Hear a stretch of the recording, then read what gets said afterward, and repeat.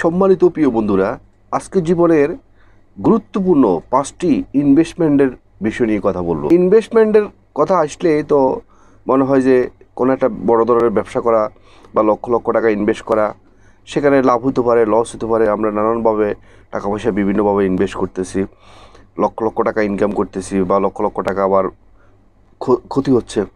কিন্তু আজকের বিষয়টা একটু ভিন্নভাবে আমি তৈরি করছি। অর্থাৎ মানুষের জীবনে শুধু টাকা পয়সা হলেই, বড় বড় ব্যবসা বাণিজ্য হলেই যে মানুষ একটা সুখী হতে পারে, বিষয়টা কিন্তু এরকম নয়। জীবনে আমরা অনেক বড় বড় ভিডিও দেখছি বা জীবনকে আমরা অনেকভাবে দেখেছি যে ইনভেস্টমেন্টটা কোথায় কোথায় করব, কোথায় কোথায় করলে আমাদের লাভ হবে বা আমরা কীভাবে লস থেকে বাঁচতে পারি। কিন্তু আপনারা কখনো এই ধরনের ভিডিও কখনো আপনারা দেখেননি যে ইনভেস্টমেন্টটা করলে সেখানে আপনার অনেক টাকা পয়সার বেশি প্রয়োজন হবে না, কিন্তু সেখানে আপনাকে এফোর্ট দিতে হবে, আপনাকে সময় দিতে হবে, আপনার ধৈর্য থাকতে হবে। তাহলে আপনি যদি কোনো সে অনুযায়ী যদি আপনাকে ইনভেস্টমেন্ট করেন, আমি আপনাদেরকে 5টি ইনভেস্টমেন্টের কথা বলবো জীবনকে সুন্দর করার জন্য।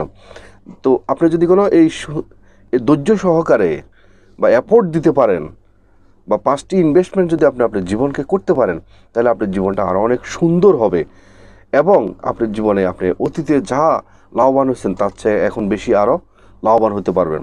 তো চলুন আপনাদেরকে আমি সেই 5টি ইনভেস্টমেন্টের বিষয়ে আজকে খোলামেলা আলোচনা করি। আশা করি স্কিপ করবেন না, সম্পূর্ণ ভিডিওটি দেখবেন। ভিডিওটি অত্যন্ত গুরুত্বপূর্ণ। আশা করব আপনারা ভিডিওটির মধ্যে একটি লাইক দিয়ে সম্পূর্ণ ভিডিওটি ওয়াচ করবেন। চলুন আমরা 5টি ইনভেস্টমেন্টের বিষয়ে আলোচনা করি। 1 নাম্বার ইনভেস্টমেন্ট হচ্ছে নলেজের উপরে আপনাকে ইনভেস্টমেন্ট করতে হবে। আমরা তো অনেক সময় নলেজ অর্জন করি, অন্যের কথা থেকে নলেজ অর্জন করি, শিক্ষা জীবনে নলেজ অর্জন করি, অফিস আদালতে বসদের থেকে আমরা নলেজ অর্জন করি, বিভিন্ন এক্সপিরিয়েন্স থেকে আমরা নলেজ অর্জন করি। নলেজ অর্জন করার জন্য আমরা ভালো ভালো বই পুস্তক পড়ি, সেখান থেকে আমাদের নলেজ অর্জন হয়। অন্যের ভুল থেকে আমরা নলেজ অর্জন করি, সোসাইটিতে বিভিন্ন বিষয় দেখে আমরা নলেজ অর্জন করি।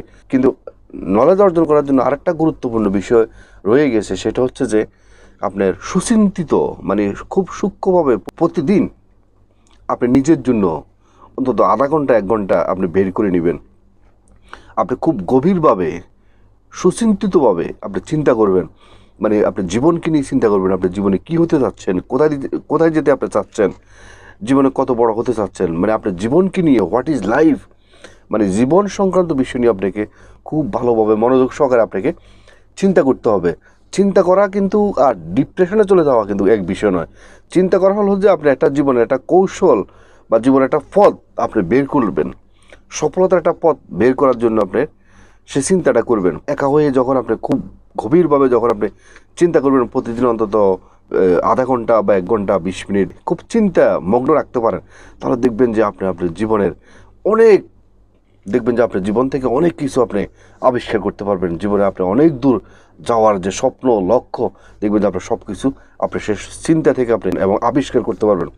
কিন্তু যখন আপনি সার্বক্ষণিক অফিস নিয়ে ব্যস্ত আছেন, বাচ্চা কাচ্চা নিয়ে ব্যস্ত আছেন, ফ্যামিলি নিয়ে ব্যস্ত আছেন, আপনার অফিস আদালত নিয়ে ব্যস্ত আছেন, রাজনীতিক নিয়ে ব্যস্ত আছেন, আপনি বা হাজার হাজার জনতার মাঝে আছেন, সেখানে কিন্তু আপনি খুব সুচিন্তিতভাবে কোনো কিছু চিন্তা করে কখনো আপনি কোনো ডিসিশন জীবনে পৌঁছতে পারবেন না। অন্য নলেজের সাথে এই নলেজটা হবে আপনার খুব ইম্পর্টেন্ট নলেজ। জীবনের নলেজ যদি না থাকে তাহলে জীবনকে কখনো উন্নতি করতে পারবে না। Knowledge is power. যাদের জীবনে নলেজের পাওয়ার নাই তারা জীবন কিন্তু শূন্য। তো সুতরাং আপনাকে জীবন উন্নতি করতে হলে আপনাকে নলেজ বাড়তে হবে, নলেজ বাড়াইতে হবে। 2 নম্বর, হেলথের উপরে ইনভেস্ট করতে হবে। হেলথ ইনভেস্টমেন্ট, সেটা হলো যে হেলথের এখানে 2টা বিষয় আছে। একটা হলো যে ফিজিক্যাল হেলথ আর একটা হলো মেন্টাল হেলথ। এই 2টা যদি আপনার পরিপূর্ণ থাকে তাহলে আপনি কিন্তু জীবনকে আপনি অনেক বেশি উন্নতি করতে পারবেন। আপনাদেরকে একটি কথা বলি, যারা জীবনে অসুস্থ, লক্ষ টাকা আছে, সে হসপিটালে পড়ে আছে, ডক্টরে তাকে বলে দিচ্ছে যে সে দুনিয়াবি কোনো কিছু খেতে পারবে না, তাকে শুধু মেডিসিন দেওয়া হচ্ছে, তার কাছে জীবনটা কত বিভীষময়, তার কাছে কত বড় খারাপ তার জীবনটা যাচ্ছে, সে ছাড়া পৃথিবীর আর কোনো মানুষ বুঝবে না। সেজন্য নিজের হেলথের উপরে আপনি ইনভেস্টমেন্ট করবেন। যখন যে মুহূর্তে আপনি সমস্যা পড়বেন, আমরা তো অনেক সময় গাফলিতি করি যে ঠিক আছে একটু জ্বর কাশি হয়েছে বা একটু সমস্যা হয়েছে, এটা সেরে যাবে। সারবে না। আপনি আপনার জীবনকে উন্নতি করার জন্য আপনার যদি স্বাস্থ্য যদি ঠিক না থাকে, তাহলে আপনার মেন্টালিটি ঠিক থাকবে না। মেন্টালিটি ঠিক না থাকলে তো আপনি আপনার কাজের মধ্যে ফোকাস করতে পারবেন না।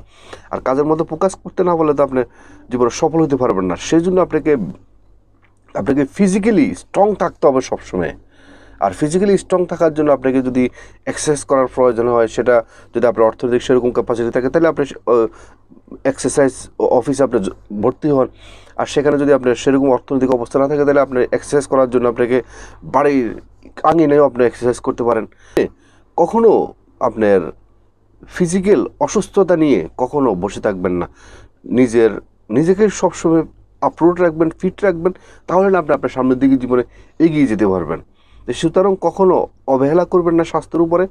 ফিজিক্যালি অল টাইম ফিটনেস ওকে থাকার চেষ্টা করবেন, এবং মেন্টাল, জ্ঞানী লোকেরা বলছে যদি আপনার মেন্টাল যদি আপনার ঠিক না থাকে, তাহলে তো আপনার জীবনে আপনার ফিজিক্যালি ওকে আছে, কিন্তু আপনার মেন্টালি আপনি খুব আপসেট, খুব ডিপ্রেশন, তাহলে তো আপনার জীবনে কখনো পজিটিভ কোনো কিছু আপনি ভাবতে পারবেন না, কখনো কোনো কিছু পজিটিভলি আপনার জীবনকে উন্নতি করতে পারবেন না। তো সুতরাং জীবনকে আপনি উন্নতি করার জন্য আপনার ফার্স্ট টাইম আপনাকে যে মেন্টালি আপনাকে যদি কোনো আপলোড থাকতে হয়, তাহলে আপনাকে পজিটিভ লাইনে আপনাকে চিন্তা করতে হবে, কথা খুব কম বলতে হবে, অপ্রয়োজনীয় মানুষ থেকে আপনাকে বেরিয়ে আসতে হবে। তাহলে দেখবেন যে আপনি মেন্টালি অনেকটা স্ট্রং থাকবেন। 3 নম্বর হচ্ছে যে রিলেশনশিপ আপনার কন্টিনিউ করা। সেটা আপনার ওয়াইফ হইতে পারে, আপনার বাচ্চা কাচ্চা হতে পারে, আপনার বাবা মা হইতে পারে, আপনার বন্ধুবান্ধব হইতে পারে, আপনার সোসাইটি যাদেরকে নিয়ে আপনি বসবাস করতেছেন ওনারা হইতে পারে। দেখেন, আমরা মনে করি রিলেশনটা হচ্ছে যে এই যে আমরা ফেসবুকের মধ্যে আমাদের 5,000 10,000 ফলোয়ার আছে, তাদের সাথে আমরা সে স্ট্যাটাস দিলে আমি লাইক দিচ্ছি, আমি স্ট্যাটাস দিলে সে লাইক দিচ্ছে। নো, এটা কখনো রিলেশনশিপ হচ্ছে না। এটা কখনো রিলেশনশিপ মেনটেন হচ্ছে না। এটা হচ্ছে একটা ভার্চুয়াল ব্যাপার। কিন্তু অ্যাকচুয়ালি আপনার রিলেশনশিপটাকে আপনাকে খুব স্ট্রং করতে হবে। আপনার যারা ফেসবুকে আছে, সেখান থেকে আপনি বাছাই করে সেখান থেকে আপনি কিছু মানুষকে আপনার জীবনের প্রয়োজনীয়তার মধ্যে আপনি নিয়ে আসেন। ওই লাইক করা, কমেন্ট করা, এটা কিন্তু রিলেশনশিপের সাথে যোগাযোগ মেনটেন করা হয় না। আর যোগাযোগ মেনটেন আপনাকে প্রত্যেকটা রিলেশনশিপের মধ্যে আপনাকে কথা বলতে হবে আই কন্ট্রাক্টের মাধ্যমে। আপনি ফ্যামিলির সাথে যেভাবে আপনি কথা বলেন, যেভাবে অফিস আদালতে কথা বলেন, বা রাজনৈতিক লেভেলে যেভাবে মঞ্চে যেভাবে কথা বলেন, অর্থাৎ প্রত্যেকটা জায়গাতে যেভাবে আই কন্ট্রাক্টের মাধ্যমে আপনি কথা বলেন। আই কন্ট্রাক্টটা হলো কথার মধ্যে সবচেয়ে ইম্পর্টেন্ট একটা বিষয়। সুতরাং আপনার রিলেশনশিপটা হচ্ছে যে একটা নেটওয়ার্কের মতো। আপনার যদি নেটওয়ার্ক যদি আপনার ভালো থাকে, তাহলে জীবনে দেখবেন যে সেই সমস্ত নেটওয়ার্কের মাধ্যমে আপনার জীবনে যে কোনো সময় সুবিধা অসুবিধা তাদের থেকে আপনি সাপোর্ট পাইতে পারেন। সেটা হয়তো অর্থনৈতিক সাপোর্ট পাইতে পারেন, মেন্টালি সাপোর্ট পাইতে পারেন, এবং কোনো ডিসিশনে আপনি সাপোর্ট পাইতে পারেন, অর্থাৎ যে কোনো সাপোর্ট আপনি তাদের থেকে পাইতে পারেন। তো সুতরাং আপনার জীবনকে আপনার অনেক বেশি বন্ধুবান্ধবের প্রয়োজন না, অনেক বড় নেটওয়ার্কের প্রয়োজন নেই। যেটুকু নেটওয়ার্ক আছে অতটুকু নেটওয়ার্কটাকে আপনি খুব স্ট্রং করেন, তাহলে আপনার জীবনকে আপনি আরও বেশি আপনি অগ্রগামী করতে পারবেন। 4 নাম্বার ইনভেস্টমেন্ট হচ্ছে যে টাইম ম্যানেজমেন্ট। অনেকে দেখা যাচ্ছে টাইম ম্যানেজমেন্ট ভালো করতে পারে না। টাইম ম্যানেজমেন্টের বিষয় যদি আসে, তাহলে আমি বলবো যে এটা লাইফের মধ্যে একটা ডিসিপ্লিন নিয়ে আসা। অর্থাৎ আপনাকে সকালবেলা একদম সূর্য ওঠার পূর্বে আপনাকে ঘুম থেকে উঠতে হবে। আর আপনি ঘুমের থেকে উঠতেছেন 9টা বাজে, আপনার অফিস 10টা বাজে, দেখা যাচ্ছে আপনি অফিসে লেট করে যাচ্ছেন, মানে আপনার কোনো পরিকল্পনা নেই। দেখা যাচ্ছে আপনার ঘুমানোর প্রয়োজন হলো 10টার আগে রাত্র, আপনি ঘুমাচ্ছেন 1টা 2টার পরে, আপনার বিভিন্ন সোশ্যাল মিডিয়া আপনি দেখে আপনি ঘুমাইতে 1টা 2টা বেজে যাচ্ছে। অর্থাৎ আপনার লাইফের মধ্যে কোনো ডিসিপ্লিন নাই। আপনাকে টাইম ম্যানেজমেন্ট করতে হলে আপনাকে আপনার লাইফের মধ্যে একটা ডিসিপ্লিনতা আনতে হবে। অর্থাৎ আপনাকে যথাসময় আপনাকে খেতে হবে, যথাসময় আপনাকে ঘুম থেকে উঠতে হবে, যথাসময় আপনাকে কর্মজীবনে সেখানে আপনাকে পৌঁছতে হবে।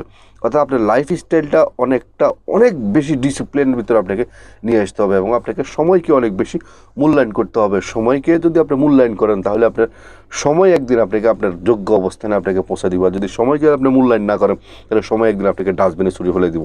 তখন আপনি কখনো নিজেকে আর খুঁজে পাবেন না, নিজেকে অন্ধকার জগতে হারিয়ে ফেলবেন। সো আপনার টাইমটা খুব important. Time is tide, wait for now. সমস্রোত কারোর জন্য কখনো বসে থাকে না।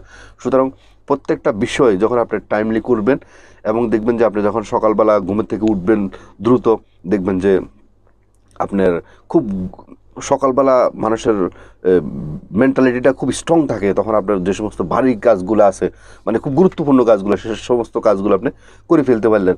অর্থাৎ আপনি রাত্রেবেলা ডায়েরি মেনটেন করলেন, ডায়েরি মেনটেন করে দিনের বেলা আপনি কী করবেন, কখন ঘুম থেকে উঠবেন, কখন অফিসে যাবেন, কখন অফিস থেকে আসবেন, এবং অফিসে গেলে কোন ফাইলটা আপনি আগে করবেন, এগুলো সবগুলো আপনি একটা ডায়েরি মেনটেন করবেন। ডায়েরি মেনটেন করাটা অত্যন্ত গুরুত্বপূর্ণ একটা বিষয়।